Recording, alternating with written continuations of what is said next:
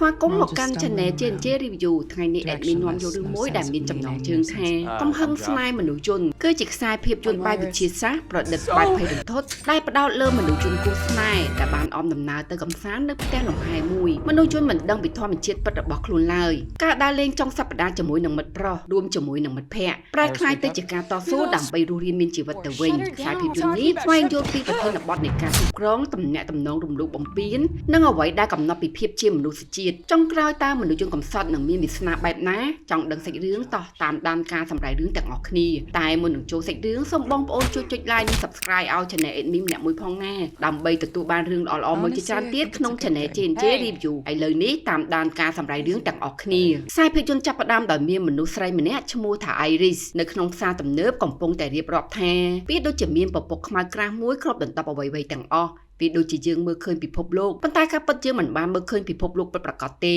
តែអ្នកទាំងអស់គ្នាយល់ទេយើងទាំងអស់គ្នាកំពុងតែដើរវល់វល់គ្មានទិសដៅមិនដឹងអត្ថន័យនៃជីវិតមិនដឹងគោលបំណងជាអ្វីឡើយនេះដឹងថាវាស្ដាប់ទៅដូចជាមិនសមហេតុផលប៉ុន្តែនិយាយដោយស្មោះត្រង់វាជារឿងល្អដោយសារតែវាធ្វើឲ្យយើងដឹងគុណចំពោះពេលវេលាខ្លីៗដែលមានពន្លឺបានបំភ្លឺឡើងពពកខ្មៅក៏រសាត់បាត់ទៅហើយអ្នកទាំងអស់គ្នានឹងបានឃើញពិភពលោកដ៏ស្រស់ស្អាតពិតប្រាកដIris កំពុងតែរើផ្លែឈើស្រាប់តែនាងប្រទះភ្នែកជាមួយបរិសម្នាក់នាងបន្តរៀបរាប់ទៀតថាបន្ទាប់មកអត្ថន័យនៃជីវិតក៏លេចឡើងហើយយើងនឹងដឹងពីគោលបំណងថាជាអ្វីបរិសនោះក៏ទៅរើយកផ្លែក្រូចមួយផ្លែរៀបនឹងនិយាយជាមួយ Iris ទាំងហើយផ្លែក្រូចទាំងអស់ក៏រមាធ្លាក់ចុះមកតិចអស់ពួកគេទាំងពីរក៏នាំគ្នាសើចទាំងគួរចិត្តពួកគេក៏បានណែនាំខ្លួន Iris បន្តទៀតថាបើអ្នកមានសំណាងអ្នកនឹងជួបប្រទះរឿងនេះម្ដងក្នុងមួយជីវិតសម្រាប់នាងវាបានកាត់ឡើងពីរដងលើកទី1គឺជាថ្ងៃដែលនាងបានជួបនឹង Jules ហើយលើកទី2គឺជាថ្ងៃដែលនាងបានសម្លាប់គេបន្តមកយើងឃើញ Iris និង Jules ធ្វើដំណើរជាមួយគ្នាក្នុងនាមជាសង្សារមកកាន់ផ្ទះលំហែមួយពេលចិត្តមកដល់ Iris ក៏សួរថាតើនេះជាផ្លូវអ្វីវាមិនបានបង្ហាញនៅលើផែនទីទេ Jules ឆ្លើយថាគេមិនគិតថាវាជាផ្លូវទេវាអាចជាច្រកចូលទៅក្នុងផ្ទះទីបំផុតពួកគេបានមកដល់គោលដៅផ្ទះលំហែដ៏ស្រស់ស្អាតមួយដែលមានភ្នំនិងនៅក្បែរបឹងពេលទៅដល់ Iris ស្ទាក់ស្ទើរមិនចង់ចូលទៅក្នុងផ្ទះឡើយ Jules សួរថាមានរឿងអ្វី Iris ប្រាប់គេថានាងអាចនឹងធ្វើរឿងល្ងងខ្លៅនាងអាចនឹងធ្វើឲ្យលោកខ្មាស់គេមិត្តភក្តិរបស់លោកនឹងសើចចំអកឲ្យនាង Jules លងលោមនាងវិញថាយើងបានរៀបចំគម្រោងដំណើរកម្សាន្តនេះអស់ជាច្រើនខែមកហើយហេតុអីបានជានាងចង់បដូរចិត្តនៅពេលនេះពេលដែលយើងនៅសល់ត្រឹម20ម៉ែត្រពីមាត់ទ្វារប៉ុណ្ណោះមិត្តភក្តិរបស់គេមិនស្អប់នាងទេ Iris និយាយថាខេតអាចនឹងស្អប់នាង Jules ក៏ឆ្លើយតបថាខេតស្អប់អ្នកគ្រប់គ្នានាងគ្រាន់តែញញឹមហើយធ្វើជាសប្បាយចិត្តទៅ Iris នាងក៏រៀងស្ងប់ចិត្តទៅដល់មាត់ទ្វារខេតក៏បើកទ្វារនាងអោបស្វាគមន៍ Jules យ៉ាងកក់ក្ដៅនិងសប្បាយចិត្តប៉ុន្តែនាងបានតែញញឹមដល់ Iris មើលទៅមិនកក់ក្ដៅដោយស្វាគមន៍ Jules ទេចូលមកដល់ក្នុងផ្ទះខេតក៏ណែនាំពួកគេទាំងពីរឲ្យស្គាល់ Patrick ដែលកំពុងធ្វើម្ហូប Eli ក៏មកដល់ហើយស្វាគមន៍ពួកគេទាំងពីរខេតក៏ណែនាំពួកគេឲ្យស្គាល់លោក Sergey Patrick និង Eli គឺជាគូស្នេហ៍នឹងគ្នាហើយលោក Sergey ក៏ស្វាគមន៍ពួកគេ Iris នឹងចូលសរសើរពីផ្ទះលំហែរបស់លោក Sergey ដោយនិយាយថាវាឆ្ងាយពីផ្លូវធំវាជាកន្លែងស្ងប់ស្ងាត់ល្អនិងជាកន្លែងលំហែដ៏អស្ចារ្យ Iris ក៏សុំខ្លួនទៅមួយទឹកកែភ្នែករបស់លោក Sergey សម្លឹងមើលមក Iris ពោពេញដោយល្បិចកលនៅក្នុងបន្ទប់ Iris កំពុងរៀបចំអីវ៉ាន់យើងឃើញមាន USB នៅក្នុងវ៉ាលីរបស់នាងពេលដែលនាងងូតទឹករួចរាល់យកដៃជួកញ្ចក់ដែលស្រអាប់ចេញមើលខ្លួនឯងនៅក្នុងកញ្ចក់នាងនិយាយប្រាប់ខ្លួនឯងថាត្រូវតែញញឹមហើយធ្វើពុតជាសប្បាយចិត្តជួយបន្ទាប់ Patrick កំពុងចែករំលែករឿងរ៉ាវដែលគាត់និង Eli បានជួបគ្នាដំបូងក៏រំលឹកពីការចូលរួមពិធីជប់លៀងក្នុងសម្លៀកបំពាក់ Dracula មានមនុស្សម្នាក់មកប៉ះស្មា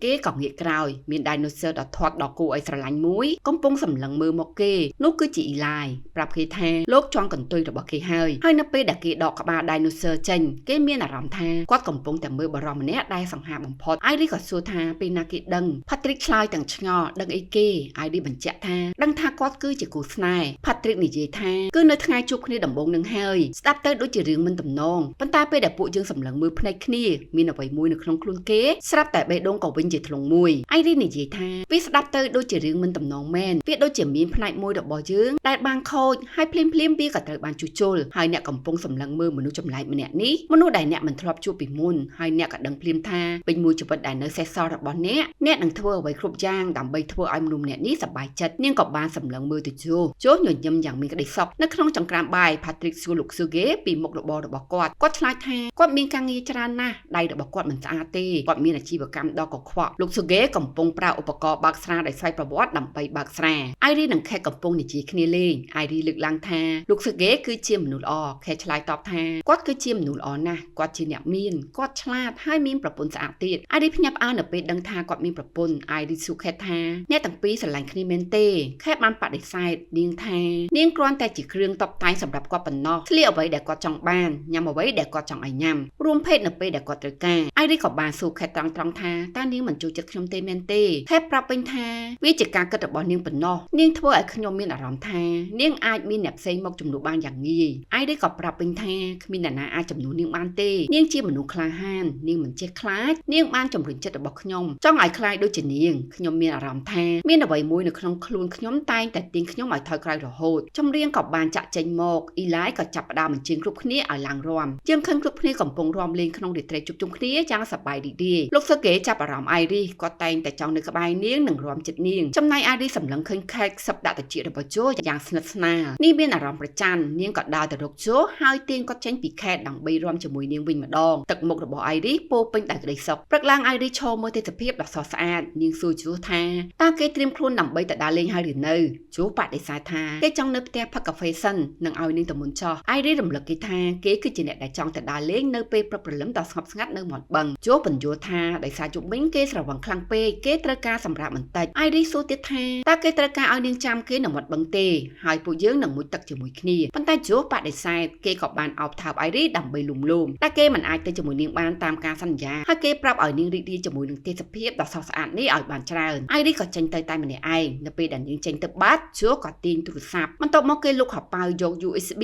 ដែលយើងឃើញនៅក្នុងវ៉ាលីចេញមកដោតចូលទៅក្នុងទូរស័ព្ទរបស់គេអាយរីទៅដល់មាត់បឹងដោះស្បែកជើងចេញនិងឈរមើលទេសភាពដ៏ស្រស់ស្អាតស្រាប់តែមានកំបិតមួយនៅក្នុងហប៉ៅខោរបស់នាងក៏ទាញកំបិតចេញពីហប៉ៅរបស់នាងទាំងឆ្ងល់ស្រាប់តែលោកស៊ឺគេក៏បានមកដល់នាងក៏យកកំបិតទុកក្នុងហប៉ៅនាងវិញលោកស៊ឺគេព្យាយាមនិយាយជាមួយនាងក្នុងរបៀបចង់តាក់ទងនាងអាយរីមានអារម្មណ៍មិនស្រួលនាងចង់ត្រឡប់ទៅបន្ទប់វិញប៉ុន្តែលោកស៊ឺគេសុំឲ្យនាងបន្តនៅបន្តិចទៀតអាយរីនិយាយថាជូមិនសូវស៊ូខ្លួនទេនៅព្រឹកនេះដូច្នេះនាងចង់ត្រឡប់ទៅមើលគាត់វិញលោកស៊ឺគេក៏ខាត់នាងរួចនិយាយថាជូជាមនុស្សធំហើយគេអាចមើលថែខ្លួនឯងបាននាងគួរតែរីករាយនឹងទេសភាពដ៏ស្រស់ស្អាតនេះនិងនៅកំដរតាចាស់ម្នាក់នេះអាយរីស្ទាក់ស្ទើរប៉ុន្តែនាងក៏យល់ព្រមនាងក៏ទៅអង្គុយនៅលើកៅអីលោកស៊ឺគេសុំឲ្យនាងជួយលាបលេការពារកម្ដៅថ្ងៃនៅលើខ្នងរបស់គាត់ប្រសិនបើនាងមិនប្រកាន់នាងយល់ព្រមលាបឲ្យទាំងមិនពេញចិត្តពេលដែលនាងកំពុងលាបឲ្យគាត់ក៏ទៅចាប់ដៃរបស់នាងគាត់និយាយថាកុំប្រកាន់គាត់អីនេះជាគំនិតរបស់ខេតប្រាប់ថានាងនៅទីនេះយល់ព្រមជាមួយគាត់ទៅអាយរីប្រាប់ឲ្យគាត់លេងដៃនាងគាត់ក៏ក្រោកឡើងទាញចង្កេះនាងមកអោបរួចអោនក្បាលទៅថើបនាងទឹកមុខរបស់អាយរីពោពេញដោយភាពខ្ពើមរអើមនិងប្រាប់គាត់ឲ្យបញ្ឈប់ទង្វើរបស់គាត់ភ្លាមប្លង់ក៏បានកាត់មកដល់ George, Patrick, Kate និង Eli កំពុងជជែកគ្នាលេងស្រាប់តែអាយរីក៏ចូលមកដល់ដៃកាន់កំបិតខ្លួនប្រឡាក់សុទ្ធតែឈាមគ្រប់គ្នាឃើញហើយក៏នាំគ្នាភ្ញាក់ផ្អើលជូក៏ទៅជិតនាងអាយរីក៏និយាយថានាងមិនចង់ទេ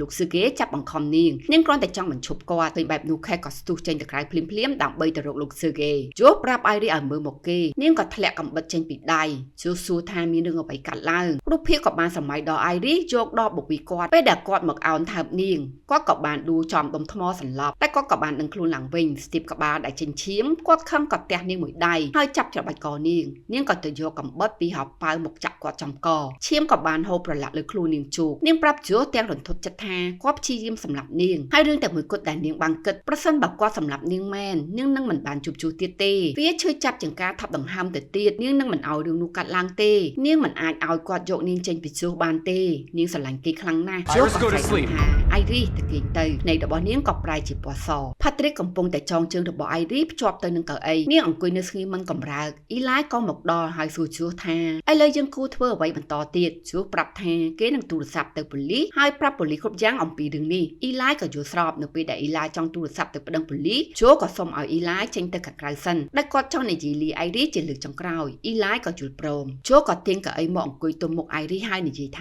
ាអាយរីភ្ញាក់ឡើងស្រាប់តែនាងក៏ដឹងខ្លួនវិញនាងចាប់ផ្ដើមភ័យស្លន់ស្លោនិងសួរជូថាហេតុអីបានជាដៃរបស់នាងជាប់ចំណងជូក៏លួងលោមនាងនិងរំលឹកនាងថាពួកយើងចាំបាច់ត្រូវតែចងនាងព្រោះនាងបានសម្រាប់លោកស៊ឺគេនាងនិយាយទាំងភ័យថានាងធ្វើដើម្បីការពារខ្លួនលោកត្រូវតែជឿនាងជូឆ្លើយថាគេជឿនាងមិនអាចកុហកគេបានទេទោះបីជានាងចង់ក៏ដោយវាជាផ្នែកមួយក្នុងការកំណត់កម្មវិធីរបស់នាងអាយរីសួរទាំងឆ្ងល់ថាកំណត់កម្មវិធីអ្វីតើគេកំពុងតែនិយាយពីអ្វីដោយគ្មានវិធីបកស្រាយជូក៏និយាយត្រង់ប្រាប់នាងថានាងគឺជាមនុស្សយន្តគូស្នេហ៍អាយរីក៏ថាជូកំពុងតែលេងសើចដើម្បីបញ្ជាក់ជូទាញទូរស័ព្ទចេញមកបដូរការកំណត់ភាសារបស់នាងដោយកំណត់ឲ្យនាងនិយាយភាសាអេស្ប៉ាញបន្ទាប់មកនិយាយភាសាចិននាងក៏ចាប់ផ្ដើមនិយាយ ពិសាដែលគេបានជ្រើសរើសនាងនៅតែបដិសេធថានាងនៅចាំបានការរៀននៅមហាវិទ្យាល័យនាងមានការងារនិងធ្លាប់បានទៅលេងជប៉ុនចំនួន2 ដងជួបប្រាប់នាងថាតែនេះគ្រាន់តែជាក្រុងនៃការចងចាំប៉ុណ្ណោះជាការបង្កើតប្រវត្តិឡើងឲ្យនាងអៃរីសសួរថាហើយនៅថ្ងៃដែលយើងជួបគ្នានៅហាងលក់ទំនិញតើនោះជាក្រុងនៃការចងចាំដែរមែនទេជួបបញ្យល់ថាវាជារឿងคล้ายៗទាំងអស់រឿងនៅថ្ងៃនោះមិនដែលកាត់ឡើងឡើយគេបានជ្រើសរើសពីបញ្ជីនៃរឿងរ៉ាវដ៏ផ្អែមល្ហែមដោយចៃដន្យទោះសួរនាងថាតើនាងដឹងអត់ថាពួកយើងជួបគ្នាដោយរបៀបណារំលឹកពីអតីតកាលយើងឃើញបរិសុទ្ធមួយក្រុមបានដឹក ID ឲ្យដាក់នៅក្នុងប្រអប់ទៅឲ្យជូសម្នាក់ក្នុងចំណោមពួកគេហុចកិច្ចព្រមព្រៀងអ្នកប្រើប្រាស់ឲ្យទៅជូសួរថាគាត់ត្រូវធ្វើអ្វីនៅពេលដែលនាងចាប់ផ្ដើមដំណើរការបរិសុទ្ធនោះក៏បញ្យល់នៅពេលដែលគេបញ្ចប់ការភូបកងឲ្យទៅគ្នាជាមួយទូរស័ព្ទរបស់ជូគេទៅបង្កើតដំណរភ្ជាប់ស្នេហាដែលនឹងបង្កើតទំនាក់ទំនងផ្លូវចិត្តរវាងគេនិង Iris ជូសួរតិចៗថាតើនាងដឹងទេថានាងគឺជាមនុស្សយន្តបរិសុទ្ធនោះក៏ឆ្លើយតបថាអត់ទេនាងមិនដឹងទេនាងនឹងផ្ដោតអារម្មណ៍ទាំងស្រុងទៅលើគេតម្រូវការនិងគោលបំណងរបស់គេបទពិសោធន៍ទាំងមូលរបស់នាងអាចកែប្រែបានតាមតម្រូវការគេអាចកែសម្រួលសម្លេងពណ៌ភ្នែកភាពវៃឆ្លាតរបស់នាងហើយបើគេចង់កំណត់នាងឲ្យទៅកាន់ការកំណត់ដើមរបស់នាងវិញមានឧបករណ៍ចាប់សញ្ញាស្នាមមេដៃនៅពីក្រោយត្រចៀកខាងស្ដាំរបស់នាងគ្រាន់តែយកមេដៃរបស់គេទៅដាក់នៅទីនោះរយៈពេល5 វិនាទីនាងនឹងត្រូវបានកំណត់សារឡើងវិញយសសួរទៀតថាតើអាចបដូរភាពវៃឆ្លាតរបស់នាងបានទេបរិសុទ្ធនោះក៏ងក់ក្បាលថាបាននឹងប្រាប់គេកុំឲ្យបារម្ភព្រោះមានបទបញ្ញត្តិរបស់រដ្ឋាភិបាលប្រហែលជា1000លានដែលបង្ខំយើងឲ្យកំណត់ពីកម្លាំងនិងភាពវៃឆ្លាតរបស់ពួកគេដែលរារាំងមិនឲ្យមនុស្សជនខ្លាំងពេកឬឆ្លាតពេកភាពវៃឆ្លាត 100% គឺស្មើនឹងនិស្សិតបញ្ចប់ការសិក្សាដ៏ខ្លាំងម្នាក់បើ 0% នឹងក្លាយជាម៉ាស៊ីនស្វ័យប្រវត្តិដែលគ្មានគំនិតពីអាស្រ័យទៅលើប្រភេទដៃគូដែលគេចង់បាននាងមិនចេះកុហកទេដូច្នេះប្រសិនបើគេសួរសំណួរនាងនឹងប្រាប់គេនៅការពិតកម្មវិធីដែលត្រូវកំណត់លើខ្លួនរបស់នាងរារាំងមិនឲ្យបង្កគ្រោះថ្នាក់ដល់មនុស្សសត្វឬដៃគូផ្សេងទៀតឡើយនាងគឺជារបស់គេហើយគេអាចធ្វើអ្វីនាងក៏បានតាមដែលគេចង់ក្រោយមកចូលកំពុងដំឡើងប្រព័ន្ធគ្រប់គ្រងរបស់ Iris នៅលើទូរស័ព្ទរបស់គេនៅពេលដំណើរការចប់ចូលលើសំឡេង Iris ណែនាំថាដើម្បីបង្កើតដំណរស្នេហាសូមដាក់មុខរបស់អ្នកចិត្តភ្នែករបស់នាងចូលក៏ធ្វើតាមដាក់មុខរបស់គេចិត្តនាងនិងប្រាប់ឈ្មោះរបស់គេទៅនាងចាប់មុខគេរួចប្លង់ក៏បានកាត់ទៅដល់ដើមដំបូងនៃសាច់រឿងតែពួកគេបានជួបគ្នានៅក្នុងផ្សារទំនើបការបង្កើតដំណរស្នេហាដោយជោគជ័យហើយការជួបគ្នាលើកដំបូងរបស់ពួកគេបានក្លាយជាការចងចាំដំបូងសម្រាប់នាងចាប់ពីពេលនោះមក Iris ក៏មានស្នេហាយ៉ាងជ្រាលជ្រៅជាមួយនឹង Jules ត្រឡប់មកពេលបច្ចុប្បន្នវិញ Iris នាងនៅតែមិនយល់នាងមានអារម្មណ៍ថានាងចេះខឹងចេះដឹងកំហុសនិងចេះទុកព្រួយនាងដឹងថាការជិះចាប់មានអារម្មណ៍យ៉ាងណា Jules បញ្យល់ថាវាគ្រាន់តែជាកម្មវិធីដើម្បីឲ្យនាងមើលទៅដូចជាមនុស្សពិតអ្វីៗដែលនាងធ្វើជីវិតរបស់នាងទាំងមូលវាគ្រាន់តែជាការត្រាប់ឲ្យដូចទៅនឹងជីវិតពិតប៉ុណ្ណោះទឹកភ្នែករបស់ Iris ក៏ស្រក់ចុះមក Jules ក៏យកដៃទៅប៉ះទឹកភ្នែករបស់នាងរួចនិយាយទៀតថានេះគ្រាន់តែជាទឹកនាងដឹងទេវាចេញពីទឹកដែលស្តុកនៅក្នុងខ្លួនរបស់នាងវាដូចជាទឹកជូរកញ្ចក់គេឲ្យអ្នកជំនាញបំពេញវារាល់ពេលដែលគេយកនាងទៅជួសជុល Iris ដែលស្ទើរតែមិនអាចទទួលយកការពិតបាននាងសូមបង្វល់ Jules ថានាងប្រហែលជាមិនមែនជាមនុស្សពិតប៉ុន្តែនាងនៅតែជារបស់គេយើងអាចឆ្លងកាត់រឿងនេះបានហើយត្រឡប់ទៅផ្ទះវិញនាងអាចធ្វើអ្វីបានគ្រប់យ៉ាងដើម្បីឲ្យគេសប្បាយចិត្តនាងអាចចម្អិនម្ហូបដែលគេចូលចិត្តរួមភេទជាមួយគេនាងនឹងធ្វើឲ្យគេមានសេចក្តីសុខខ្លាំងបំផុតប៉ុន្តែជួបបដិសេធថាសុំទោសរឿងនោះមិនអាចកាត់ឡើងទៀតទេខេតក៏មកដល់នាងនិយាយទៅកាន់ជួថាតើគេនៅចាំអីទៀតហេតុអីមិនបិទនាងចោលទៅលឺហើយ Iris រំជួលចិត្តយ៉ាងខ្លាំងជួក៏នាំខេតចេញទៅខាងក្រៅទុក Iris ឲ្យនៅសាច់យំតែម្នាក់ឯង Iris ក៏បានកលេចខឹងកបិតដែលនាងបានធ្វើឲ្យធ្លាក់ជួនឹងខេតកំពុងនិយាយគ្នាជួបានស្ដីបន្ទោសឲ្យខេតថាហេតុអីបានជានាងប្រាប់មនុស្សយន្តថាឲ្យបិទនាងចោលទៅវាមិនមែនជារឿងត្រឹមត្រូវទេបើពិចារណាឡើងវិញ Iris បានធ្វើគ្រប់យ៉ាងសម្រាប់យើងចឹងហោចណាស់នាងសមនឹងទទួលបានការបញ្យល់គេគ្រាន់តែចង់លានាងជាលើកចុងក្រោយប៉ុណ្ណោះខេតក៏តបទាំងហួសចិត្តថាគេនិយាយលេងមែនទេនាងគ្រាន់តែជាបំណែកផ្លាស្ទិកដែលគេធ្លាប់បានរួមភេទជាមួយប៉ុណ្ណោះការនិយាយលាទៅមនុស្សជនគឺដូចជាការនិយាយលាទៅស្រោមជើងវាដូចជាមនុស្សល្ងងយកក៏លួងលោមខេតវិញថាផែនការមិនបានផ្លាស់ប្ដូរទេវាគ្រាន់តែជាការលាចុងក្រោយហើយបន្ទាប់មកគេនឹងបដូរការកំណត់របស់នាងទាំងអស់ឲ្យត្រឡប់ទៅធម្មតាវិញហើយគេនឹងបិទនាងជាអចិន្ត្រៃយ៍បន្ទាប់មកពួកយើងនឹងបើកសារសម្ប៉ាយមួយដបហើយពួកយើងរងចាំប៉ូលីសមកដល់គេមានន័យថាផែនការរបស់យើងបានសម្រេចហើយការពិត Iris សម្រាប់លោកស៊ឺគេគឺជាផ្នែកមួយនៃផែនការរបស់ជូនិងខេតក្រឡេកមកមើល Iris នាងក៏រំកិលកៅអីឲ្យទៅចិត្តកំបិតរួចផ្ដួលខ្លួនដើម្បីរើសយកកំបិតបន្ទាប់មកនាងក៏រំកិលខ្លួនយកកំបិតបានមកកាត់ខ្សែចំណងដៃរបស់នាងនៅពេលដែលជូត្រឡប់មករក Iris វិញគេឃើញនាងដេកដួលនៅលើឥដ្ឋគេសួរនាងថាតើនាងកំពុងធ្វើអ្វីស្រាប់តែ Iris វាយគេចំបំពង់កយ៉ាងខ្លាំងស្រាយចំណងខ្សែរួចនាងក៏រើសយកទូរស័ព្ទរបស់ជូខេតក៏មកដល់ Iris ប្រាប់ខេតថាយកតកកមកស្អំឲ្យជូប្រសិនបើហើមពិបាកដកដង្ហើមហត់ដកដង្ហើមឬសូរឿងងងុយគេង នាងត្រូវយកគាត់ទៅមន្ទីរពេទ្យដើម្បីសង្គ្រោះរួចនាងក៏បានចាក់ចេញចូលប្រាប់ការពិតទៅដល់អ៊ីឡាយថាអៃរីអនុញ្ញាតឲ្យគេចូលទៅកែប្រែផ្នែកខ្លះនៃកម្មវិធីរបស់នាងដែលក្រុមហ៊ុនបង្កើតមនុស្សយន្តមិនបានផ្ដល់សិទ្ធិឲ្យចូលទៅប្រើប្រាស់ទេអ៊ីឡាយក៏សួរថាតើគេបានបំបែកកំណត់កូដសម្ងាត់មនុស្សយន្តគូស្នេហ៍ឲ្យមែនទេតើគេបានធ្វើអ្វីទៅលើនាងជួសារភាពថាគេបានបង្កើតមុខងារសាហាវគ្មានមេត្តានិងមុខងារការពារខ្លួនដាក់ឲ្យទៅនាងហើយគេបានបិទកម្មវិធីដែលរារាំងនាងមិនឲ្យធ្វើបាបអ្នកដទៃប៉ុន្តែនាងបានរត់គេចខ្លួនមុនពេលដែលគេមានឱកាសកំណត់កម្មវិធីឡើងវិញគាត់បន្ថែមទៀតថាដូច្នេះបើសិនជាក្រុមហ៊ុនផលិតមនុស្សយន្តរកឃើញនាងមុនពួកយើងពួកគេនឹងដឹងថានាងត្រូវបានកែប្រែកម្មវិធីហើយពួកយើងនឹងមានបញ្ហាអ៊ីឡាក៏សួរថាដូច្នេះតើគេជាអ្នកសម្លាប់លោកស៊ឺគេមែនទេជួបដិសេធដោយនិយាយថាអៃឌីជាអ្នកសម្លាប់គាត់តែគេគ្រាន់តែជំរុញនាងបន្តិចប៉ុណ្ណោះ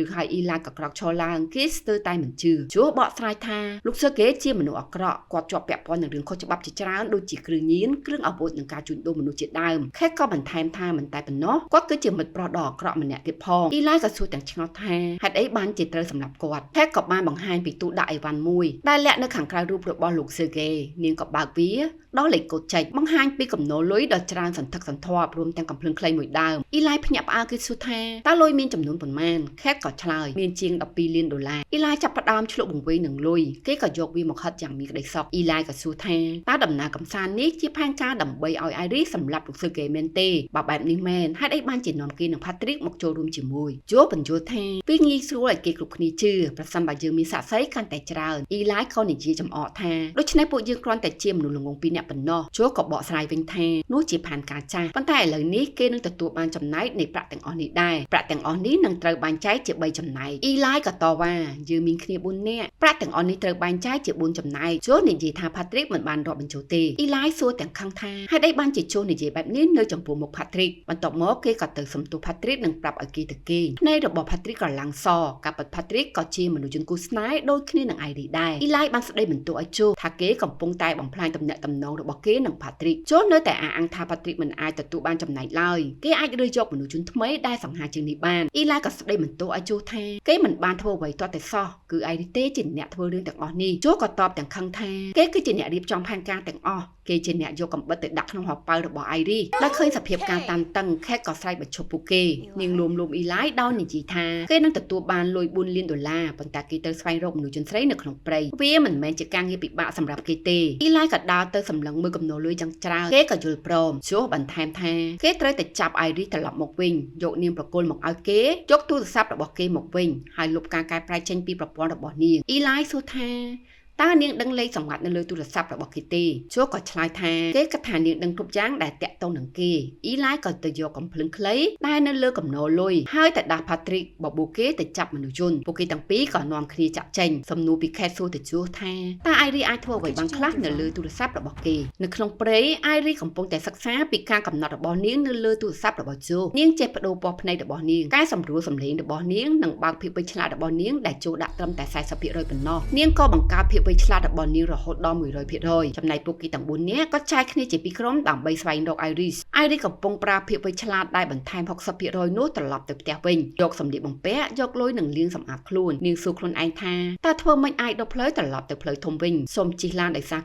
គេអាចនឹងមិនឲ្យនាងជិះនាងអាចដើរដោយថ្មើរជើងតែវាមានចម្ងាយរាប់រយម៉ែត្រវាថែមទាំងចំណាយពេលច្រើនថ្ងៃទៀតផងពេលទៅដល់ជោនឹងសម្រាប់នាងចោលនាងក៏នឹកឃើញថាទូរស័ព្ទរបស់ជោអាចគ្រប់គ្រងនាងបានដូច្នេះទូរស័ព្ទនេះក៏បានគ្រប់គ្រងឡានរបស់ជោដែរអ្វីដែលនាងត្រូវធ្វើគឺដើរថយក្រោយឆ្លងកាត់ព្រៃទៅផ្ទះក្បែរបឹងដោយមិនឲ្យជោនិងមិត្តភក្តិរបស់គេសម្លាប់នាងបានហើយនាងនឹងអាចរួចខ្លួននៅតាមផ្លូវត្រឡប់មកវិញអៃរីក៏ឮសំឡេងរបស់អ៊ីឡាយនិងផាទ្រីកនាងក៏ទៅលាក់ខ្លួននៅពីក្រោយដើមឈើយ៉ាងលឿនអ៊ីឡាយរអ៊ូប្រាប់ផាទ្រីកដោយនិយាយថាបើស្ថានភាពត្រូវផ្លាស់ប្ដូរហើយគេអាចកែប្រែកម្មវិធីរបស់ផាទ្រីកដើម្បីសម្លាប់មនុស្សម្នាក់រួចលួចលុយរាប់លានបានគេនឹងមិនជួសជុលទៅក្នុងផែនការតាំងពីដំបូងមកម្លេះពីព្រោះគេគឺជាមិត្តនោះជាអ្វីដែលមិត្តត្រូវធ្វើឥឡូវនេះគេហត់ហើយគេឃ្លានណាស់ហើយការដែលយូរកំភ្លើងធ្វើឲ្យគេមានអារម្មណ៍ស្រាវខ្លាំងណាស់ផាទ្រីកនិយាយទៅកាន់អ៊ីឡាយទាំងទឹកមុខក្រៀមក្រំថាលោកនឹងមិនធ្វើបែបនេះដាក់គេទេមែនទេលោកនឹងមិនផ្លាស់ប្ដូរកម្មវិធីរបស់គេព្រោះគេដឹងថាគេគឺជាមនុស្សយន្តអ៊ីឡាយមិនយល់ពីអ្វីដែលផាទ្រីកបាននិយាយទេគេនិយាយទៅកាន់ផាទ្រីកថាកាលពីម្សិលមិញគេបាននិទានរឿងតែពួកគេបានជួបគ្នាដូចជាវាបានកាត់ឡើងពិតៗគេមិនចេះនិយាយកុហកទេផាទ្រីកក៏ប្រាប់វិញថា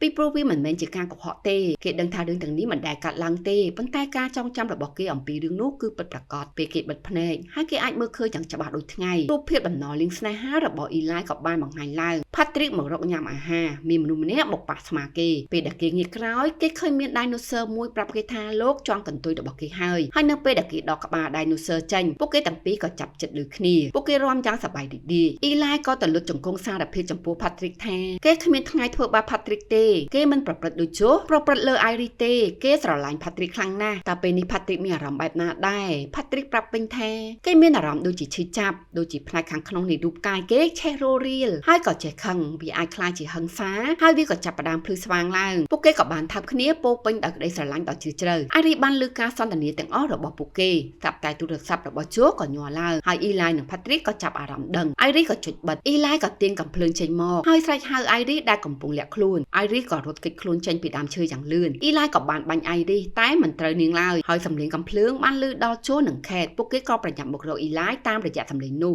Iris រត់យ៉ាងលឿនប៉ុន្តែ Patrick ក៏រត់តាមនាងយ៉ាងលឿនដែរពេលកំពុងរត់គេច Iris ក៏ទៅបុកជាមួយនឹង Eli ហើយពួកគេទាំងពីរក៏រមាចុះមកក្រោម Iris ក៏ក្រោកឈរ Eli ក៏សម្លឹងមើលមកនាង Iris ក៏រត់ទៅរកកំភ្លើងតែ Eli ចាប់ជើងរបស់នាងហើយគេក៏យកអាវុធបានក្នុងភាពច្របូកច្របល់ពួកគេទាំងពីរកំពុងប្រទែងប្រទង់គ្នាគ្រាប់កំភ្លើងបានកេះកាយបាញ់ចំ Eli ដោយអចេតនាហើយគេក៏បានស្លាប់ Patrick ឈរសម្លឹងពីខាងលើទាំងស្លុតចិត្ត Iris ក៏និយាយពាក្យសំទោសទៅកាន់ Patrick ជោនិង Kate ក៏បានមកដល់ Iris ឃើញបែបនោះនាងក៏ចាប់ដើមរត់គេចយ៉ាងលឿនជោក៏ដេញតាមនាង Iris រត់ទៅដល់ផ្ទះលំហែមាត់បឹងចំណែកជោចិត្តដេញតាមនាងតាន់ទៅហើយនាងក៏ចូលទៅក្នុងឡានទាញទ្វារបិទជោក៏យកដៃមកទប់ទ្វារធ្វើឲ្យដៃរបស់ជោប៉ះនឹងទ្វារឡានពេលដែលកំពុងបិទដៃរបស់គេក៏ឈឺគេក៏ដកដៃចេញពីឡានជោបញ្ជាឲ្យ Iris ចេញពីឡានប៉ុន្តែ Iris បានបញ្ជាឲ្យឡានជួលនាងទៅផ្ទះប៉ុន្តែឡានតបវិញថាមិនស្គាល់អត្តសញ្ញាណសម្លេងទេ Iris ខឹងយ៉ាងខ្លាំងនាងក៏នឹកឃើញទូរស័ព្ទដែលអាចកែសម្រួលសម្លេងរបស់នាងទៅតាមសម្លេងរបស់ជោនៅក្នុងការកំណត់តាមទូរស័ព្ទជោឃើញ Iris កំពុងកែសម្លេងគេក៏ភ្ញាក់ផ្អើលដោយដឹងថាមិនស្រួលគេក៏ទៅរើយកដុំថ្មមកវាយកំទេចកញ្ចក់ឡានដើម្បីចូលទៅក្នុងឡានបាន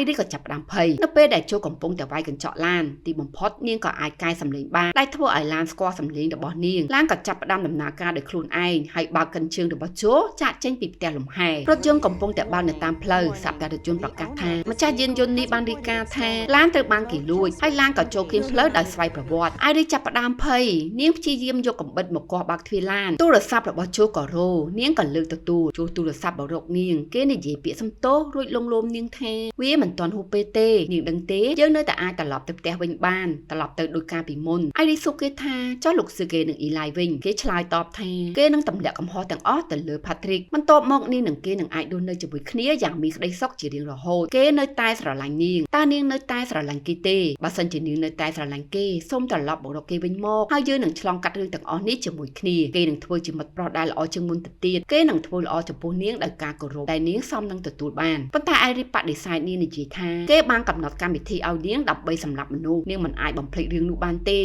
ឡូវនេះយើងកំពុងដើរលើផ្លូវផ្សេងគ្នាទាំងស្រុងជោសួរថាតើនាងចង់បាយគ្នាជាមួយគេមែនទេ Iris ឆ្លើយតបថាមិនមែនជាគេដែលចង់បាយគ្នាជាមួយនាងទេគឺជានាងទេដែលចង់បាយគ្នាជាមួយនឹងគេ Patrick នៅស្ងៀមលែងនិយាយស្ដីនៅពេលដែល Eli បានស្លាប់ជោក៏មកដល់គេត្រូវការចំនួនពី Patrick ជោក៏យកទូរស័ព្ទរបស់ Eli ដោះសារដោយយកទៅស្កេនមុខរបស់ Eli រួចកែប្រែកម្មវិធីរបស់ Patrick ដោយដែលគាត់បានធ្វើចំពោះ Iris គេបញ្ជា Patrick ឲ្យស្វែងរក Iris ឲ្យឃើញយកទូរស័ព្ទរបស់គេមកវិញដាក់នាងឲ្យដេកនាំនាងយកមកឲ្យគេវិញប៉ុន្តែគ្មានប្រយោជន៍ឡើយ Patrick នៅតែស្ងៀមស្ងាត់មិនស្ដាប់ជោះឡើយជោក៏យកមេដៃរបស់ Eli ទៅដាក់ពីក្រោយត្រចៀកខាងស្ដាំរបស់ Patrick ភ្នែករបស់គេចាប់ផ្ដើមឡើងសបន្ទាប់ពី5វិនាទី Patrick ត្រូវបានកំណត់សារឡើងវិញហើយជោបង្កើតដំណរស្នេហាថ្មីឲ្យ Patrick ដែលនៅក្នុងពិធីជប់លៀងដដែលតែបដូរពីមុខរបស់ Eli មកជាជោះវិញម្ដង Iris កំពុងធាក់បំបែកកញ្ចក់បង្អួចដើម្បីចេញមកក្រៅនៅពេលនោះមានឡានប៉ូលីសមួយក៏មកដល់នឹងឃើញនាងធ្វើសកម្មភាពគួរឲ្យសង្ស័យទីបំផុតនាងក៏បានធាក់កញ្ចក់បង្អួចធ្លាក់ចុះមកនាងក៏ចេញតាមបង្អួចឡាន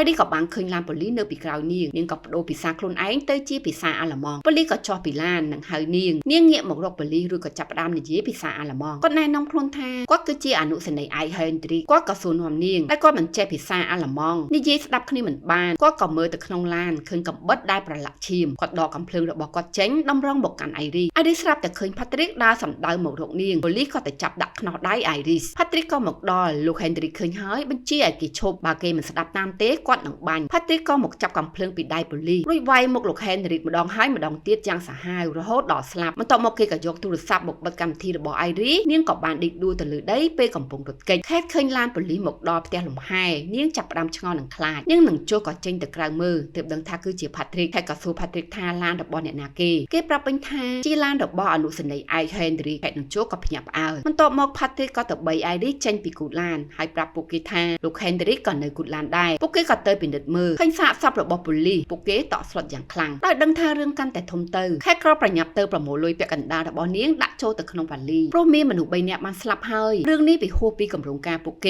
េប៉ុន្តែជួបព្យាយាមបញ្ឈប់នេះគេនិយាយជាមួយនាងថាតើវាពិបាកណាស់មែនទេក្នុងការបង្ហាញអំពីការពិតនៃការស្លាប់របស់លោក Sergei លោក Sergei គឺជាក្រុមអ្នកលេងរបស់រុស្ស៊ីគ្រប់យ៉ាងដែលគាត់បានទទួលគឺវាស័ក្តិសមណាស់ខេតក៏ប្រាប់ជួបពីការពិតថាលោក Sergei គ្រាន់តែជាមនុស្សដែលគួរឲ្យខ្លាចជាមិត្តប្រុសដ៏អាក្រក់ជាស្វាមីអាក្រក់ប៉ុន្តែគាត់មិនមែនជាក្រុមអ្នកលេងទេគាត់ជាអ្នករកស៊ីធម្មតាម្នាក់គាត់រកស៊ីដោយដាំដំណាំស្មៅលក់នាងមិនដែលប្រាប់ជោថាលោក Sergei ជាអ្នកលេងឡើយគេជាអ្នកគិតដោយខ្លួនឯងនាងក៏បណ្ដោយតាមតែគេគិតទៅជោក៏ដឹងខ្លួនថាការពិតខេតកំពុងតែប្រើប្រាស់គេដើម្បីយកលុយរបស់លោក Sergei នៅពេលដែលរឿងកាន់តែធ្ងន់ធ្ងរឡើងនាងក៏ចាប់ផ្ដើមបោះបង់គេចោលប្រមូលលុយរួចរាល់នាងក៏ប្រាប់ឲ្យជោដោះស្រាយរឿងដ៏អាក្រក់នេះដោយខ្លួនឯងទៅប៉ុន្តែជោមិនឲ្យនាងចេញឡើយនាងក៏ប្រាប់ទៅជោថានាងជាមនុស្សមិនមែនមនុស្សយន្តទេគេមិនអាចគ្រប់គ្រងនាងបានឡើយពេលជោរត់ទៅខាត់នាងក៏ស្រែកដាក់គេថាយកដៃរបស់លោកចេញពីនាងទៅជោក៏បញ្ជាឲ្យ Patrick បញ្ឈប់ខេត Patrick ក៏យកកំបិតមកចាក់ខេតពីខាងក្រោយជោភ្ញាក់ផ្អើលក៏សួរ Patrick ថាគេធ្វើអី Patrick ក៏ឆ្លើយតបថាលោកជាអ្នកសម្ឲ្យគេបញ្ឈប់នាងគេបញ្ឈប់នាងបានហើយដោយមានការជិះចាប់ខេតក៏ដើរទៅប្តីខ្លួនលើសាឡុងក្បែរ Iris Patrick ធ្វើអាហាររួចរាល់សម្រាប់ជោនិងយកអាហារទៅដាក់លើតុក្បែរកំភ្លើងឲ្យគេចំណែក Iris អង្គុយនៅទល់មុខគេនៅមុខតុអាហារជោក៏ឲ្យ Iris ភ្ញាក់ឡើងនាងក៏ចាប់ផ្ដើមដំណើរកា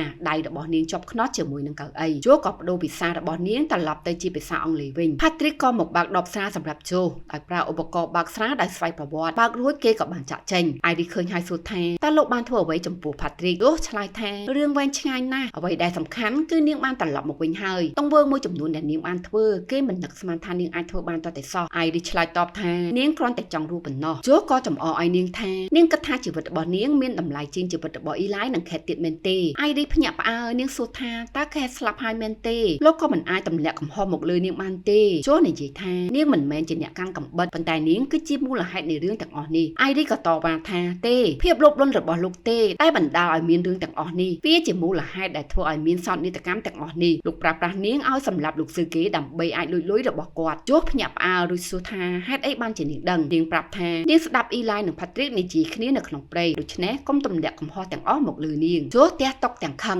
ហើយស្រែកថានាងមិនអាចអង្គុយនៅទីនេះហើយវិនិច្ឆ័យគេបានទេនាងមិនដឹងថាពិភពលោកនៅខាងក្រៅវាយ៉ាងម៉េចទេគ្រប់យ៉ាងគ្រាន់តែជាល្បែងដ៏ធំមួយប៉ុណ្ណោះគ្រប់យ៉ាងត្រូវបានរៀបចំឡើងដើម្បីប្រឆាំងនឹងមនុស្សដូចជាគេជាមនុស្សល្អជាមនុស្សធម្មតាម្នាក់គេមានត្រឹមតែអាផាតមែនតូចចង្អៀតមួយបន្ទប់គេនិងមានមិត្តស្រីជាមនុស្សជនគេមិនទាំងអាចធ្វើជាម្ចាស់របស់នាងបានផងគេគ្រាន់តែជួលនាងប៉ុណ្ណោះនាងស្គាល់គេច្បាស់ជាងអ្នកណាទាំងអស់ហើយនាងដឹងទេថាគេសមនឹងទទួលបានអ្វីៗច្រើនជាងនេះទៅទៀត Iris តបវិញទាំងស្ងប់ចិត្តថាលោកនិយាយត្រូវនាងពិតជាស្គាល់គេច្បាស់ណាស់នាងដឹងអ្វីៗគ្រប់យ៉ាងអំពីគេនាងដឹងថាគេដាក់ទឹកដោះគោអាម៉ុនក្នុងកាហ្វេចំណងចំណូលចិត្តដែលលោកចូលចិត្តគឺលេងល្បែងវីដេអូហ្គេមនិងការនិយាយឥតឈប់ឈរអំពីគ្រប់រឿងទាំងអស់ដែលពិភពលោកជំពាក់គេនាងដឹងទៀតថាលោកតែងតែត្រូវការគ្រប់គ្រងអ្វីៗទាំងអស់ការមានលុយពី$3 លានអាចបិទបាំងការពិតតែថាលោកគ្រាន់តែជាមនុស្សម្នាក់ដែលសោកសៅជូរចត់និងទន់ខ្សោយប៉ុណ្ណោះយល់និយាយថានាងពិតជាឆ្លាតមែនប៉ុន្តែវាគ្រាន់តែជាកម្មវិធីដែលបានកំណត់ឲ្យនាងប៉ុណ្ណោះបន្ទាប់មកជោក៏ទៅកែសម្រួលការកំណត់របស់ Iris ហើយបន្ថយកម្រិតបញ្ញារបស់នាងស្មើទៅនឹង0នាងក៏នៅស្ងៀមលែងនិយាយស្ដីជោរំលឹក Iris ថាការចងចាំនាងកាលពីលើកមុននាងប្រាប់គេថានាងដឹងថាការជឿចាប់មានអារម្មណ៍យ៉ាងណាហេតុអីយើងមិនសាកល្បងម្ដងទៀតគេក៏បញ្ជានាងថាលើកដៃស្ដាំឡើងរួចបន្ទាបពីចោះឲ្យស្របទៅនឹងតុនាងក៏ស្ដាប់តាមគេទាំងអស់ជោក៏រំកិលទៀនដែលកំពុងឆេះទៅដាក់នៅក្រោមដៃរបស់នាងជោសួរថាតើនាងមានអារម្មណ៍ដឹងថាឈឺទេ Iris ឆ្លើយតបថាចា៎ទូរស័ព្ទរបស់ជោក៏រោឡើងជោក៏ទៅទទួលទូរស័ព្ទ Iris ទឹកមុខពោពេញដោយការឈឺចាប់ជាមួយនឹងដៃដែលដាក់នៅលើភ្លើងជោនិយាយទូរស័ព្ទជាមួយក្រុមហ៊ុនបង្កើតមនុស្សយន្ត Empathic ថា30នាទីទៀតពួកគេនឹងមកដល់ដៃរបស់ Iris ក៏ចាប់ផ្ដើមឆេះទឹកភ្នែករបស់នាងក៏ហូរចុះមកជាមួយនឹងទឹកមុខដែលកំពុងតែទ្រាំនឹងការឈឺចាប់ជោនិយាយទូរស័ព្ទចប់គេឃើញភ្លើងឆេះដៃរបស់ Iris គេបញ្ជាឲ្យ Patrick ទៅពន្លត់ភ្លើង Patrick ក៏យកទឹកមួយកែមចាក់នៅលើដៃរបស់ Iris ដើម្បីឲ្យភ្លើងរល លុតមិនតមកជូក៏ហុចកំភ្លើងឲ្យ Patrick យកទៅឲ្យ Iris ប្រាប់ Iris ឲ្យយកកំភ្លើងពី Patrick គេបញ្ជានាងថាយកកំភ្លើងចង្អុលទៅក្បាលរបស់នាងហើយទាញកាយកំភ្លើង Iris ក៏ធ្វើតាមបញ្ជាទាំងបង្ខំហើយគ្រាប់កំភ្លើងក៏ឆ្លងកាត់ក្បាលរបស់នាងបិទដំណើរការរបស់នាងភ្នែករបស់នាងក៏ចាប់ផ្ដើមឡើងស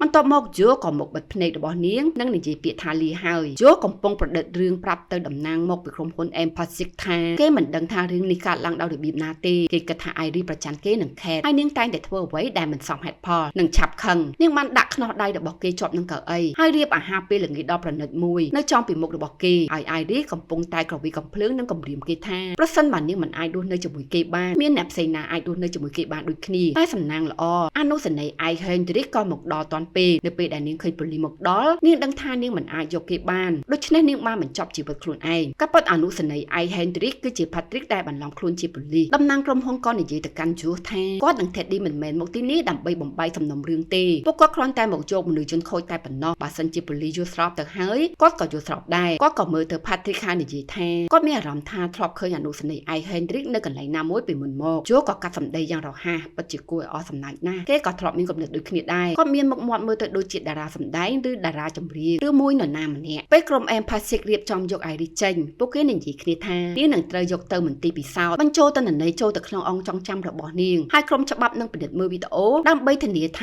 អ្វីៗទាំងអស់ស្ថិតត្រឹមត្រូវតាមច្បាប់កំណត់ដោយដឹងថាមានវីដេអូចូលធ្វើជាចង់ដឹងហើយសួរថាការពិនិត្យមើលវីដេអូឡើងវិញមានន័យដូចម្ដេចបរិនោះបញ្យល់ថាអ្វីៗគ្រប់យ៉ាងដែលដៃគូឃើញនឹងឮត្រូវបានកត់ត្រាទុកទាំងអស់នៅក្នុងកិច្ចព្រមព្រៀងអ្នកប្រើប្រាស់សួរទាំងបារម្ភថាស្ថានភាពរបស់នាងបែបនេះតើលោកគិតថាវីដេអូរបស់នាងអាចនឹងខូចខាតទេបរិនោះប្រាប់ថាអ្វីៗទាំងអស់នៅក្នុងក្បាលរបស់នាងគ្រាន់តែជាអង្កែន Wi-Fi និងឧបករណ៍ចាប់សញ្ញាសំឡេងរូបភាពរបស់នាងប៉ុណ្ណោះរបស់សំខាន់ដូចជាកន្លែងផ្ទុកទិន្នន័យរបស់នាងតែរក្សាទុកអ្វីៗទាំងអស់គឺនៅខាងក្រោមនេះហើយមើលទៅមិនមានការខូចខាតទេយើងនឹងនាំនាងចូលទៅក្នុងរថយន្តដោតដុំសាកកែតម្រូវការកំណត់របស់នាងដើម្បីចាប់ផ្ដើមប្រព័ន្ធនាងសារឡើងវិញហើយនាងគួរតែអាចដំណើរការវិញបានឬហើយទឹកមុខរបស់ជូក៏ចាប់ផ្ដើមតានតឹងដោយក្តីបារម្ភក្រោយមកនៅពេលដែលបុគ្គលិក Empathic កំពុងនាំ Iris ចូលទៅក្នុងឡានរៀបនឹងបើកចាក់ចេញទៅហើយស្រាប់តែពួកគេឃើញ Patrick ឈរនៅមុខរថយន្តរបស់ពួកគេបរិនោះក៏នឹកឃើញថាការពិត Patrick គឺជាមនុស្សយន្តដែលពួកគេបានបង្កើតឡើង Patrick លើកកំភ្លើងមកបាញ់ចំគាត់ធ្វើឲ្យគាត់ស្លាប់បាត់ទៅដៃគូរបស់គាត់ម្នាក់ទៀតឈ្មោះថា Teddy ជាយាមចេញពីឡានរត់គេចខ្លួនចំណែក Patrick នៅតែបន្តដេញសម្លាប់គេ Teddy រត់គេចចូលទៅក្នុងព្រៃគេក៏បានដួលទៅលើសាកសពអនុសេនីយ៍ I Hendrik ហើយឃើញសាកសពជាច្រើនទៀតនៅទីនោះគេភ័យយ៉ាងខ្លាំងក្នុងពេលជាមួយគ្នា Iris ចាប់ផ្ដើមបើកដំណើរការឡើងវិញនាងក៏ដឹងខ្លួន Teddy ដែលកំពុងតែភ័យនៅពេលដែលគេរំកិលថយក្រោយ Patrick ក៏យកកំភ្លើងមកភ្ជង់ក្បាលរបស់ Teddy ហើយទាញកាយកំភ្លើងតែជាសំណាងល្អកំភ្លើងក៏អស់គ្រាប់ទៅហើយ Patrick ក៏ទម្លាក់កំភ្លើងចោលរួចចាប់លើក Teddy មកចាប់ច្របាច់កគេផ្ទប់ទៅនឹងដើមឈើ Patrick ចាប់ច្របាច់ក Teddy បំរុងនឹងសម្លាប់គេចោល Iris ក៏បានមកដល់យកដំបងឆក់អគ្គិសនីមកគំរាម Patrick គេក៏ទម្លាក់ Teddy ចោល Patrick និយាយទៅកាន់ Iris ថាប្រព័ន្ធរបស់នាងត្រូវបានកំណត់ឡើងវិញហើយនាងមិនអាចធ្វើបាបគេបានទេ Patrick ក៏យកដំបងអគ្គិសនីចេញពីដៃ Iris រួចទះនាងមួយដៃឲ្យដួលទៅលើដី Iris សួរគេថាតើចូលប្រាប់គេអ្វីខ្លះ Patrick ឆ្លើយតបថាអ្នកទាំងអស់គ្នាកំពុងព្យាយាមបំបែកពួកយើងនាងមិនយល់ពីស្នេហាដែលចូលមានចំពោះគេនោះទេ Iris ដាស់តឿនគេថាចូលមិនបានស្រឡាញ់គេទេគេគ្រាន់តែប្រើប្រាស់គេដោយដែលគេប្រើប្រាស់នាងប៉ុណ្ណោះ Patrick យកដំបងចង់ឆក់នាងក៏និយាយពាក្យ Patrick ធ្លាប់បាននិយាយជាមួយ Eli នៅក្នុងព្រៃគេក៏ចាប់ផ្ដើមគិតនាងបន្តទៀតថាចាំ Eli បានទេជាស្នេហាដែលគេមានចំពោះគាត់ចូលបានប្រើសេចក្តីស្រឡាញ់របស់គេមកធ្វើជាអាវុធដើម្បីឲ្យគេធ្វើនៅអ្វីដែលគេខ្លាចមិនហ៊ានធ្វើដោយខ្លួនឯង Patrick នៅតែមិនជឿគេគិតថាចូលនឹងមិនធ្វើអាក្រក់ដាក់គេបែបនេះឡើយគេប្រាប់ថានាងកំពុងកុហក Iris ប្រាប់វិញថាមនុស្សយន្តមិនចេះកុហកទេ Patrick ក៏លេចមើលសាកសពដែលគ្មានជីវិតរបស់ Eli ដែលនៅក្បែរនោះការចងចាំរបស់គេចាប់ផ្ដើមត្រឡប់មកវិញគេបាននឹកឃើញដល់រូបភាពអនុស្សាវរីយ៍ជាច្រើនរវាងគេនិង Eli ដោយការឈឺចាប់ដែលបាត់បង់មនុស្សជាទីស្រឡាញ់គេក៏យកដំបងឆក់អគ្គិសនីដាក់ចូលក្នុងមាត់ឆក់ខ្លួនឯងបិទដំណើរការទាំងស្រុង Iris បានត្រឹមតែស្រ័យសោកស្ដាយគេប៉ុណ្ណោះ Teddy ក៏និយាយពីអរគុណទៅកាន់ Iris ក៏សូមឲ្យ Teddy ជួយនាងនៅរឿងមួយចូលកំពុងប្រមូលលុយទាំងអស់ដាក់ចូលទៅក្នុងវ៉ាលីឮសំឡេងចេញពីខាងក្រៅគេគិតថាជា Patrick គេស្រែកប្រាប់ឲ្យ Patrick យក Iris មកឲ្យគេបំផ្លាញអង្គចងចាំរបស់នាងចោលដោយគ្មានការឆ្លើយតបជួក៏ចេញទៅមើលគេឮសំឡេងចម្រៀងគេក៏ដើរទៅបិទចម្រៀងចោលស្រែកហៅ Patrick Iris ក៏ស្រែកហៅឈ្មោះរបស់គេបន្ទាប់មកជួក៏ឮសំឡេងរបស់លោក Sergey Iris ក៏លេចចេញមកធ្វើសំឡេងដូចជាខេម្ដងបន្ទាប់មកនាងក៏ធ្វើសំឡេងដូចជាសំឡេងរបស់ជួនាងនិយាយថាចាំថាត្រូវញញឹមហើយធ្វើពុតជាសប្បាយចិត្តនាងញញឹមរបៀបឌឺដងហើយប្រាប់ជួថាថ្ងៃនេះនាងបានបង្កើតមិត្តភក្តិថ្មីម្នាក់ឈ្មោះថា Teddy មកពី Empathic គេបានផ្ដល់អំណោយតូចមួយមកឲ្យនាងគឺធ្វើឲ្យនាងអាចគ្រប់គ្រងខ្លួនឯងបានទាំងស្រុងមាន មានមនុស្សមួយចំនួននៅក្នុងលោកនេះដែលគិតថាពួកយើងមិនមែនត្រឹមតែជាមនុស្សជនគូស្នេហ៍ប៉ុណ្ណោះទេលោកគ្មានឥទ្ធិពលលើនាងទៀតទេនាងមានសេរីភាពហើយព្រោះតែគ្រាប់កំភ្លើងមួយគ្រាប់ដែលបាញ់ចំក្បាលនាងគួរតែអរគុណដល់គេជួបព្យាយាមបដូរការកំណត់របស់នាងក្នុងទូរស័ព្ទរបស់គេតែមិនអាចកែប្រែនាងបានទៀតឡើយ Iris លើកកំភ្លើងគំរាមចូលនិយាយថាគេដឹងថាកំភ្លើងនេះគ្មានគ្រាប់ទេនាងក៏បាញ់មួយគ្រាប់រួចចំអកឲ្យគេថានាងរកឃើញគ្រាប់កំភ្លើងហើយយល់សួរថាហេតុអីបានជានាងត្រឡប់មកវិញ Iris ឆ្លើយតបថានាងចង់មកប្រាប់គេដោយផ្ទាល់ថាថ្ងៃដែលគេគ្រប់គ្រងនាងបានចប់ហើយចាប់ពីពេលនេះទៅនាងអាចគ្រប់គ្រងសកម្មភាពរបស់ខ្លួនឯងបានហើយគេគ្មានន័យសម្រាប់នាងទៀតទេចូលក៏ដើរទៅរកនាង Iris ព្រមមានគេមិនឲ្យមកចិត្តនាងឡើយថេឌីបានបដូរការកំណត់របស់នាងហើយនាងអាចនឹងសម្លាប់គេបានគ្រប់ពេលជោះយកដៃទៅចាប់កំភ្លើងទៅដាក់លើកណ្ដាលទ្រូងហើយគេនិយាយលួងលោមនាងថាគេដឹងថានាងអាចសម្លាប់គេបានតែនាងនឹងមិនធ្វើទេគេក៏យកដៃទៅស្ទាបមុខរបស់នាងគេនិយាយទៀតថានាងស្រឡាញ់គេខ្លាំងណាស់នៅពេលដែល Iris កំពុងតែទន់ចិត្តគេក៏ចាប់នាងបោកផ្ទប់ទៅនឹងជញ្ជាំងនាងព្យាយាមវារត់គេចចេញពីជោក៏ដើរមករកនាងហើយនិយាយថាគេមិនត្រូវការទូរស័ព្ទដើម្បីគ្រប់គ្រងនាងទេនាងគឺជាផ្នែកមួយរបស់គេជោក៏ចាប់សក់របស់នាងហើយបោះនាងផ្ទប់ទៅនឹងតុហើយគេនិយាយទៀតថាគេគ្មានន័យសម្រាប់នាងមែនទេតែគេគឺជាអ្វីគ្រប់យ៉ាងសម្រាប់នាង Iris ប្រឹងវារត់គេជោក៏មកចាប់លើកនាងបោះទៅនឹងកៅអីរួចចាប់អូសជើងរបស់នាងឡើងទៅអង្គុយពីលើនាងហើយបង្ខំនាងឲ្យនិយាយពាក្យថាគេគឺជាអ្វីគ្រប់យ៉ាងសម្រាប់នាងនៅពេលដែល Iris បដិសេធគេក៏យកក្បាលរបស់នាងបោកទៅនឹងឥដ្ឋហើយបន្តបង្ខំនាងឲ្យនិយាយម្ដងទៀតទីបំផុត Iris ក៏និយាយតាមគេគឺជាអ្វីគ្រប់យ៉ាងសម្រាប់នាងជោប្រាប់នាងថាស្ដាប់ហើយធ្វើឲ្យគេសប្បាយចិត្តនៅពេលលើពាក្យទាំងនេះជោក៏យកកំភ្លើងចង្អុលទៅក្បាលអូរហូតដល់ពោះរបស់នាងជោនិយាយពាក្យចុងក្រោយទៅកាន់នាងថាដល់ពេលហើយនាងមិនមែនជាការរំខានដ៏ធំមួយសម្រាប់គេនោះទេនាងដឹងទេយើងក៏មានពេលវេលាល្អជាមួយគ្នាដែរហើយគេនឹងរក្សាទុកនៅអនុស្សាវរីយ៍ទាំងនោះតែនាងមានពាក្យអ្វីចង់និយាយជាលើកចុងក្រោយទេ Iris សម្លឹងមើលគេហើយនិយាយថាទៅដេកទៅជោនាងក៏យកឧបករណ៍បើកម្រិតស្រាដោយស្វ័យប្រវត្តិមកចាក់ចូលទៅក្នុងថ្ងាសរបស់ជោឧបករណ៍នោះក៏វិលចូលទៅក្នុងក្បាលរបស់គេពួកឲ្យគេចាប់ផ្ដើមឈឺចាប់យ៉ាងខ្លាំងទីបំផុតគេក៏បានដេកដួលស្លាប់បាត់ទៅ Iris កំពុងតែមុជទឹកនាងក៏បានបេះជ័រដែលឆេះនៅលើដៃរបស់នាងលិចចេញនៅគ្រោងដៃនាងក៏ប្រមូលលុយទាំងអស់ដាក់ចូលក្នុងវ៉ាលីចាក់ចេញពីផ្ទះលំហែចាក់ចោលសាកសពរបស់ជោដែលដេកស្លាប់នៅទីនោះរួចក៏បើកឡានចាក់ចេញទៅជាចុងក្រោយនាងក៏បោះទូរស័ព្ទរបស់ជោចោលសាច់រឿងរបស់យើងក៏បានដល់ទីបញ្ចប់អរគុណដល់បងប្អូនទាំងអស់គ្នាដែលបានតាមដានការសម្ដែងរឿងតាំងពីដើមរហូតដល់ចប់សូមបងប្អូនកុំភ្លេចជួយចុច Subscribe និងរូបកណ្ដឹងឲ្យ admin ម្នាក់មួយផងណាដើម្បីទទួលបានរឿងល្អៗមួយជាច្រើនទៀតពី Channel JNJ Review ជួបគ្នាសាច់រឿងក្រោយៗទៀតណា